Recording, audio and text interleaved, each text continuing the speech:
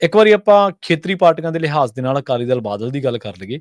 ਅਕਾਲੀ ਦਲ ਬਾਦਲ ਦੀ ਕਹਿੰਦੇ ਕਾਨਫਰੰਸ ਤਾਂ ਭਰਵੀਂ ਹੋਈ ਹੈ ਤੇ ਏਜੰਡਾ ਵੀ ਉੱਥੇ ਬਾਪੂ ਬਾਦਲ ਹੀ ਰਿਹਾ ਜੀ। ਬਿਲਕੁਲ ਜੀ, ਆਪਾਂ ਤਾਂ ਹੀ ਗੱਲ ਕਰ ਰਹੇ ਹਾਂ ਕਿ ਜੇ ਤਾਂ ਸ਼੍ਰੋਮਣੀ ਅਕਾਲੀ ਦਲ ਦਾ ਹਵਾਲਾ ਹੋਵੇ, ਫਿਰ ਤਾਂ ਸ਼੍ਰੋਮਣੀ ਅਕਾਲੀ ਦਲ ਦੇ ਇਤਿਹਾਸ ਦੀ ਗੱਲ ਹੋਵੇ। ਜੇ ਅਕਾਲੀ ਦਲ ਬਾਦਲ ਦੀ ਕਾਨਫਰੰਸ ਹੈ, ਫਿਰ ਤਾਂ ਅਗਲੇ ਆਪਣੇ ਬਾਪੂ ਬਾਦਲ ਦੀ ਗੱਲ ਕਰਨਗੇ। ਬਿਲਕੁਲ ਸਹੀ ਹੈ, ਬਿਲਕੁਲ ਸਹੀ ਹੈ। ਤੋ ਉਹ ਅਕਾਲੀ ਦਲ ਬਾਦਲ ਦੀ ਕਾਨਫਰੰਸ ਸੀ ਔਰ ਇਹ ਉਸੇ ਤੈਅ ਸਥਾਨ ਤੇ ਸੀ ਜਿੱਥੇ ਅਕਾਲੀ ਦਲ ਅੱਗੇ ਵੀ ਕਰਦਾ ਆਇਆ। ਔਰ ਅਕਾਲੀ ਦਲ ਸ਼੍ਰੀ ਮੁਕਤਸਰ ਸਾਹਿਬ ਦਾ ਖੇਤਰ ਹੋਵੇ, ਬਠਿੰਡੇ ਵਾਲੀ ਬੈਲਟ ਹੋਵੇ, ਇਹ ਮਾਨਸੇ ਵਾਲੀ ਬੈਲਟ ਹੋਵੇ, ਇੱਧਰ ਆਪਣਾ ਗੜ ਵੀ ਮੰਨਦਾ। ਔਰ ਵੈਸੇ ਵੀ ਜਦੋਂ ਤੁਸੀਂ ਲੰਮੇ ਸਮੇਂ ਬਾਅਦ ਇਕੱਤਰਤਾ ਕਰਨੀ ਹੋਵੇ ਤਾਂ ਸ਼੍ਰੋਮਣੀ ਅਕਾਲੀ ਦਲ ਬਾਦਲ ਧਿਰ ਕੋਲ ਇੱਕ ਤਾਂ ਹੈ ਨਾ ਕਿ ਹਰ ਪਿੰਡ ਦੇ ਵਿੱਚ ਵਰਕਰ ਹੈਗਾ, ਹਰ ਪਿੰਡ ਦੇ ਵਿੱਚ ਅਹੁਦੇਦਾਰ ਹੈਗਾ, ਹਰ ਥਾਂ ਮੈਂਬਰ ਹੈਗੇ ਨੇ। ਸੋ ਪੂਰੇ ਪੰਜਾਬ ਚੋਂ ਇਕੱਠ ਕਰਨਾ ਉਹਨਾਂ ਲਈ ਕੋਈ ਮੁਸ਼ਕਲ ਨਹੀਂ ਗਾ। ਔਰ ਜਿਹੋ ਜਿਹਾ ਉਹਨਾਂ ਕੋਲ ਸਿਸਟਮ ਪ੍ਰਬੰਧ ਹੈਗਾ ਉਹਦੇ ਵਿੱਚ ਕੋਈ ਦੋ ਰਾਏ ਨਹੀਂ। ਪਰ ਜਿਸ ਸਥਿਤੀ ਚੋਂ ਅਕਾਲੀ ਦਲ ਬਾਦਲ ਲੰਘ ਰਿਹਾ, ਉਸ ਸਥਿਤੀ ਨੂੰ ਧਿਆਨ ਚ ਰੱਖਦਿਆਂ ਹੋਇਆਂ ਇਹ ਕਹਿਣਾ ਪਏਗਾ ਕਿ ਉਸ ਦਿਨ ਦੀ ਕਾਨਫਰੰਸ ਅਗਲਿਆਂ ਦੀ ਸਫਲ ਸੀ। ਇਕੱਠ ਵੱਡਾ ਸੀ, ਭਰਮਾ ਇਕੱਠ ਸੀ, ਪੂਰਾ ਪੰਡਾਲ ਨੱਕੋ ਨੱਕ ਭਰਿਆ ਸੀ, ਬੈਠਣ ਨੂੰ ਕਈ ਥਾਵਾਂ ਤੇ ਮੁਸ਼ਕਲ ਸੀ, ਖੜ ਕੇ ਇੱਕ ਦੂਜੇ ਚੋਂ ਖਹਿ ਕੇ ਲੰਘਣਾ ਪੈ ਰਿਹਾ ਸੀ। ਸੋ ਇਸ ਲਈ ਅਕਾਲੀ ਦਲ ਦੀ ਇਕੱਠ ਦੇ ਪੱਖੋਂ ਕਾਨਫਰੰਸ ਸਫਲ ਸੀ। ਪਰ ਮੰਚ ਦੇ ਉੱਤੇ ਉਹੀ ਲੀਡਰਸ਼ਿਪ ਸੀ ਸਾਰੀ ਜਿਹਨੂੰ ਅਕਾਲ ਤਖਤ ਸਾਹਿਬ ਦੀ ਫਸੀਲ ਤੋਂ ਸਾਹਮਣੇ ਖੜਾ ਕੇ ਕਿਹਾ ਗਿਆ ਸੀਗਾ ਕਿ ਤੁਸੀਂ ਹੁਣ ਪੰਥ ਦੀ ਨੁਮਾਇੰਦਗੀ ਕਰਨ ਦੇ ਲਾਇਕ ਨਹੀਂ। ਲੀਡਰਸ਼ਿਪ ਸਾਰੀ ਉਹ ਸੀ ਜੀ। ਉਸ ਲੀਡਰਸ਼ਿਪ ਚੋਂ ਜੇ ਕੋਈ ਮੰਨਫੀ ਸੀ ਤਾਂ ਉਹ ਸੀ ਸ਼੍ਰੋਮਣੀ ਗੁਰਦੁਆਰਾ ਪ੍ਰਬੰਧਕ ਕਮੇਟੀ ਦੇ ਪ੍ਰਧਾਨ ਐਡਵੋਕੇਟ ਹਰਜਿੰਦਰ ਸਿੰਘ ਧਾਮੀ। ਜਿੰਨਾ ਕੁ ਮੈਨੂੰ ਚੇਤੇ ਆ, ਅਕਾਲੀ ਦਲ ਦੀ ਜਦੋਂ ਉੱਥੇ ਮਾਘੀ ਤੇ ਕਾਨਫਰੰਸ ਹੋਈ ਹੈ, ਸ਼੍ਰੋਮਣੀ ਕਮੇਟੀ ਦਾ ਜਿਹੜਾ ਪ੍ਰਧਾਨ ਨਾਲ ਹੁੰਦਾ ਸੀ ਉਹ ਮੰਚ ਤੇ ਜ਼ਰੂਰ ਹੁੰਦਾ ਸੀ। ਕੱਲ ਵੀ ਧਾਮੀ ਸਾਹਿਬ ਸ੍ਰੀ ਮੁਕਤਸਰ ਸਾਹਿਬ ਪਹੁੰਚੇ, ਉਹਨਾਂ ਨੇ ਗੁਰੂ ਘਰ ਮੱਥਾ ਟੇਕਿਆ, ਅਖੰਡ ਪਾਠ ਸਾਹਿਬ ਦੇ ਭੋਗਾਂ ਦੇ ਸਮੇਂ ਉੱਥੇ ਹਾਜ਼ਰ ਰਹੇ, ਅਰਦਾਸ ਹਿੱਸਾ ਲਿਆ। ਠੀਕ ਹੈ। ਤੇ ਉੱਥੋਂ ਨਤਮਸਤਕ ਹੋਣ ਤੋਂ ਬਾਅਦ ਉਹ ਵਾਪਸ ਪਰਤ ਗਏ, ਸਟੇਜ ਤੇ ਨਹੀਂ ਆਏ। ਤੇ ਕੀ ਮਾਇਨੇ ਕੱਢੀਏ? ਆਪਾਂ ਪਹਿਲਾਂ ਵੀ ਗੱਲ ਕਰਦੇ ਰਹੇ ਹਾਂ ਕਿ ਧਾਮੀ ਸਾਹਿਬ ਵੀ ਇਹਨਾਂ ਨਾਲ ਉਵੇਂ ਨਹੀਂ, ਘਰੇ ਵੀ ਬੈਠ ਚੁੱਕੇ ਨੇ, ਨਾਰਾਜ਼ ਤੇ ਨਿਰਾਸ਼ ਵੀ ਨੇ ਕਿ ਆਪਾਂ ਅਕਾਲ ਤਖਤ ਸਾਹਿਬ ਦੇ ਹੁਕਮਨਾਮਿਆਂ ਨੂੰ ਹੂਬਹੂ ਨਹੀਂ ਮੰਨ ਰਹੇ। ਬਿਲਕੁਲ ਸਹੀ। ਤੋ ਇਸ ਲਈ ਕੀ ਉਹਨਾਂ ਨੇ ਇਸ ਤਰੀਕੇ ਨਾਲ ਆਪਣਾ ਰੋਸਾ ਪ੍ਰਗਟਾਇਆ। ਆਪਾਂ ਇਹ ਵੀ ਗੱਲ ਕਰ ਚੁੱਕੇ ਹਾਂ ਕਿ ਉਹਨਾਂ ਨੂੰ ਮਾਰਚ ਤੱਕ ਰੁਕਣ ਲਈ ਮਨਾਇਆ ਗਿਆ। ਕੀ ਇਹ ਉਸੇ ਦਾ ਪ੍ਰਤੀਕ ਹੈ? ਚਲੋ ਗਾਂ ਵਧੀਏ। ਅਕਾਲੀ ਦਲ ਦੀ ਕਾਨਫਰੰਸ ਸਫਲ ਸੀ।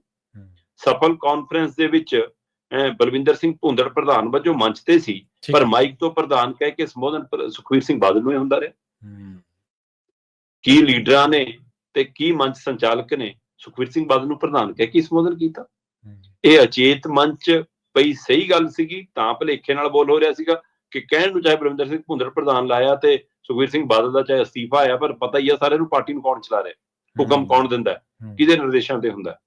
ਫਿਰ ਇੱਕ ਤੈਅ ਸਕ੍ਰਿਪਟ ਨਾਟਕ ਵੀ ਨਜ਼ਰ ਆਇਆ। ਠੀਕ ਹੈ। ਸੁਖਬੀਰ ਸਿੰਘ ਬਾਦਲ ਪੰਡਾਲ ਚ ਆਏ, ਭਰੇ ਪੰਡਾਲ ਚ ਆਏ ਤੇ ਆ ਕੇ ਸਭ ਤੋਂ ਮੂਹਰੇ ਜੇ ਆਪਣੇ ਚੁਣਿੰਦਾ ਬੰਦਿਆਂ ਦੇ ਨਾਲ, ਵਰਕਰਾਂ ਦੇ ਨਾਲ ਉਹਨਾਂ ਚ ਬੈਠ ਗਏ। ਠੀਕ ਹੈ। ਤੇ ਫਿਰ ਮੰਚ ਤੋਂ ਜਦੇ ਮਾਈਕ ਫਟਾਫਟ ਦਲਜੀਤ ਸਿੰਘ ਚੀਮਾ ਹੋਰਾਂ ਨੇ ਫੜਿਆ ਤੇ ਕਿਹਾ, ਨਹੀਂ ਜੀ ਪ੍ਰਧਾਨ ਜੀ ਉੱਪਰ ਆਓ, ਨਾ ਆਪਣੇ ਕਾਰਜਕਾਰੀ ਪ੍ਰਧਾਨ ਭੁੰਦੜ ਸਾਹਿਬ ਦਾ ਹੁਕਮ ਹੈ ਕਿ ਤੁਸੀਂ ਸਾਡੇ ਸੀਨੀਅਰ ਲੀਡਰ ਹੋ, ਇਸ ਲਈ ਮੰਚ ਤੇ ਆਓ। ਤੇ ਉਹ ਨਹੀਂ ਹਿੱਲੇ। ਫਿਰ ਦੂਜੀ ਵਾਰ ਕਿਹਾ, ਨਹੀਂ ਹਿੱਲੇ। ਫਿਰ ਸੰਗਤ ਤੋਂ ਬਾਂਹ ਖੜੀਆਂ ਕਰਾ ਕੇ ਜੈਕਾਰੇ ਛੜਾਏ, ਲਓ ਜੀ ਸੁਖਬੀਰ ਸਿੰਘ ਬਾਦਲ ਮੰਚ ਤੇ ਪਹੁੰਚੇ। ਸੁਖਬੀਰ ਸਿੰਘ ਬਾਦਲ ਹੋਰਾਂ ਨੇ ਮੰਚ ਤੋਂ ਸੰਬੋਧਨ ਕੀਤਾ ਕਿ 104 ਸਾਲਾਂ ਦਾ ਅਕਾਲੀ ਦਲ ਦਾ ਇਤਿਹਾਸ ਤੇ ਉਹ 'ਚ 70 ਸਾਲਾਂ ਚ ਕੁਰਬਾਨੀ ਸਿਰਫ ਮੇਰੇ ਬਾਪੂ ਦੀ ਜੀ। ਅੱਛਾ। ਉਹ ਕਹਿੰਦੇ ਜੀ ਅਕਾਲੀ ਦਲ ਚ ਜੇਕਰ ਕੋਈ ਸਭ ਤੋਂ ਵੱਧ ਕੁਰਬਾਨੀਆਂ ਲੀਡਰ ਹੈ ਤਾਂ ਬਾਪੂ ਪ੍ਰਕਾਸ਼ ਸਿੰਘ ਬਾਦਲ। ਅੱਛਾ। ਕਹਿੰਦੇ ਮੈਨੂੰ ਦੱਸੋ ਕੋਈ ਤੋਂ ਵੱਡਾ ਕੋਈ ਲੀਡਰ ਹੈ?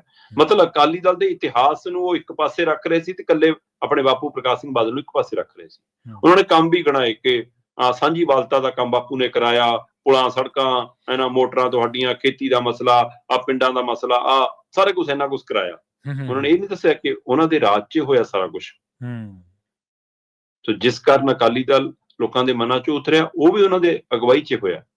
ਸੋ ਉਹ ਗੱਲਾਂ ਨੂੰ ਉਹ ਲਾਂਭੇ ਰੱਖ ਗਏ, ਪਰ ਉਹ ਲਗਭਗ ਇਸੇ ਏਜੰਡੇ ਤੇ ਰਹੇ ਕਿ ਬਾਪੂ ਪ੍ਰਕਾਸ਼ ਸਿੰਘ ਬਾਦਲ ਹੀ ਸਾਡਾ ਏਜੰਡਾ ਹੈ, ਉਹੀ ਸਾਡੇ ਆਦਰਸ਼ ਨੇ, ਉਹਨਾਂ ਦੇ ਆਧਾਰ ਤੇ ਹੀ, ਉਹਨਾਂ ਦੇ ਹਵਾਲੇ ਨਾਲੇ ਮੈਂ ਦੁਬਾਰਾ ਸੱਤਾ ਹਾਸਲ ਕਰਨੀ ਹੈ, ਕਿਉਂਕਿ ਉੱਥੋਂ ਐਲਾਨ ਹੋਇਆ ਕਿ 2027 ਚ ਸਰਕਾਰ ਬਣਾਵਾਂਗੇ ਤੇ ਮੁੱਖ ਮੰਤਰੀ ਸੁਖਬੀਰ ਸਿੰਘ ਬਾਦਲ ਹੋਣਗੇ। ਅੱਛਾ। ਸੋ ਸਮੁੱਚੇ ਤੌਰ ਤੇ ਉਹਨਾਂ ਨੇ ਕਿਹਾ ਤੇ ਇਸੇ ਹਵਾਲੇ ਨਾਲ ਦੋ ਪਹਿਲੂ ਹੋਰ ਉੱਭਰੇ ਕਿ ਸੁਖਬੀਰ ਸਿੰਘ ਬਾਦਲ ਨੇ ਇੱਕ ਵਾਰ ਫੇਰ ਇਹ ਕਿਹਾ ਕਿ ਮੈਂ ਬੇਗੁਨਾਹ, ਮੈਂ ਤਾਂ ਉਹੀ ਆਪਣੀ ਝੋਲੀ 'ਚ ਸਾਰਾ ਕੁਝ ਪਵਾ ਲਿਆ ਜੀ।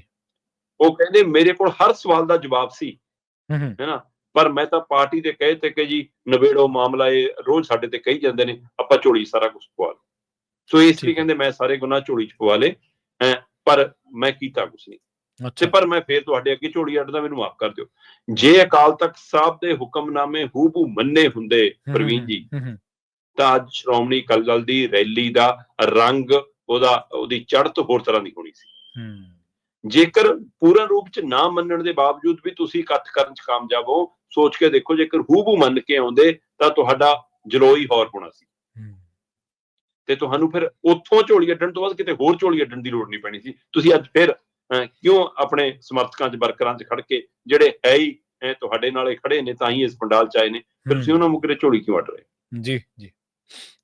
ਤੇ ਅਕਾਲੀ ਦਲ ਦੇ ਇਤਿਹਾਸ ਚ ਮੈਂ ਇਹ ਵੀ ਨਵਾਂ ਦੇਖ ਰਿਹਾ ਕਿ ਜਿਹਦੇ ਕੋਲ ਆਪਣਾ ਕੁਰਬਾਨੀਆਂ ਦਾ, ਮੋਰਚਿਆਂ ਦਾ, ਯੁੱਧਾਂ ਦਾ, ਸੰਘਰਸ਼ਾਂ ਦਾ, ਸੂਬਾਈ ਹੱਕਾਂ ਦਾ, ਪੰਥਕ ਪਹਿਲੂਆਂ ਤੇ ਲੜਾਈ ਲੜਨ ਦਾ ਇਤਿਹਾਸ ਹੋਵੇ, ਉਸ ਪਾਰਟੀ ਦਾ ਜਿਹੜਾ ਪ੍ਰਧਾਨ ਰਿਹਾ ਹੋਵੇ, ਤੇ ਜਿਹਨੂੰ ਹੁਣ ਵੀ ਪਾਰਟੀ ਵਾਲੇ ਪ੍ਰਧਾਨ ਕਹਿ ਕੇ ਸੰਬੋਧਨ ਕਰ ਰਹੇ ਹੋਣ, ਉਹ ਗੂਗਲ ਦੇ ਸਹਾਰੇ ਬੋਲੇ। ਉਹ ਕਹਿੰਦਾ ਮੈਂ ਗੂਗਲ ਚੋਂ ਕੱਢ ਕੇ ਲਿਆਇਆ ਅੰਕੜੇ, ਸੁਣੋ ਮੇਰੇ ਅੰਕੜੇ। ਮੈਂ ਇਸ ਲਈ ਹੁਣ ਅਕਾਲੀ ਦਲ ਗੂਗਲ ਦੇ ਸਹਾਰੇ ਵੀ ਚੱਲੂਗਾ। ਚਲੋ, ਲੈ ਦੇ ਕੇ ਅਕਾਲੀ ਦਲ ਦੀ ਕਾਨਫਰੰਸ ਸਫਲ ਰਹੀ, ਪਰ ਉਹ ਕੀ ਪੰਥ ਦੀ ਨੁਮਾਇੰਦਗੀ ਕਰਨ ਵਾਲੀ ਭੂਮਿਕਾ ਚ ਦੁਬਾਰਾ ਆ ਪਾਏਗਾ? ਕੀ ਉਹ ਪੰਜਾਬ ਦੀ ਨੁਮਾਇੰਦਗੀ ਕਰਨ ਵਾਲੀ ਭੂਮਿਕਾ ਚ ਦੁਬਾਰਾ ਆ ਪਾਏਗਾ? ਇਹ ਆਉਣ ਵਾਲਾ ਵਕਤ ਦੱਸੇ। ਪੰਜਾਬ ਦੇ ਵਿੱਚ ਨਾ, ਆਪਣੇ ਪਿੰਡਾਂ ਦੇ ਵਿੱਚ ਅਕਸਰ ਇੱਕ ਕਹਾਵਤ ਵਰਤਦੇ ਆ ਸ਼ਰਮਾ ਜੀ, ਉਹ ਕਹਿੰਦੇ ਅਖਾਣ, ਕਹਿੰਦੇ 100 ਹੱਥ ਰੱਸਾ ਤੇ ਸਿਰੇ ਤੇ ਗੰਢ। ਜਿੱਥੇ ਤੁਸੀਂ ਸ਼ੁਰੂ ਕੀਤੀ ਸੀ ਨਾ ਗੱਲ, ਅਸਲ ਦੇ ਵਿੱਚ ਤੱਤਸਾਰ ਉਹੀ ਹੈ ਵੀ ਜੇ ਤਾਂ ਸ਼੍ਰੋਮਣੀ ਅਕਾਲੀ ਦਲ ਹੁੰਦਾ ਤੇ ਇਤਿਹਾਸ ਦੀ ਗੱਲ ਕਰਦਾ, ਪੰਥਕ ਗੱਲ ਕਰਦਾ, ਤੇ ਜਦੋਂ ਹੈ ਹੀ ਅਕਾਲੀ ਦਲ ਬਾਦਲ, ਤੇ ਫਿਰ ਉਹਨਾਂ ਨੇ ਬਾਦਲ ਦੀ ਕਸੀਦੇ ਪੜ੍ਹਨੇ ਸੀ।